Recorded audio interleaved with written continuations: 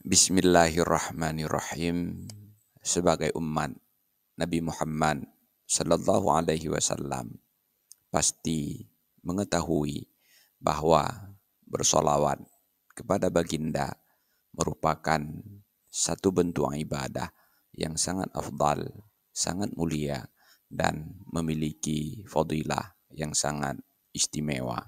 Di antara fadilah tersebut adalah orang yang bersolawat satu kali saja kepada baginda, maka ia akan mendapatkan 3 macam 10. 10 yang pertama, dia akan mendapatkan 10 rahmat dari Allah.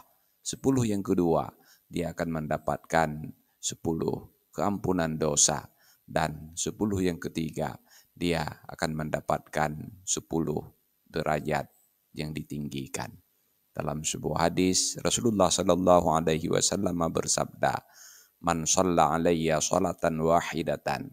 Siapa saja yang bersolawat kepadaku satu salawat saja, Sallallahu Alaihi Asyara salawatin, maka Allah akan bersolawat kepadanya 10 salawat. Artinya Allah memberikan kepadanya 10 rahmat. Wa huttad anhu asyru khati'at, dan dia akan mendapatkan keampunan dari 10 kesalahan. Wa rufi'at lahu asyru darajat, dan dia diangkat tinggi 10 derajatnya. Wallahu a'lam bishawab, walhamdulillahi rabbil alamin.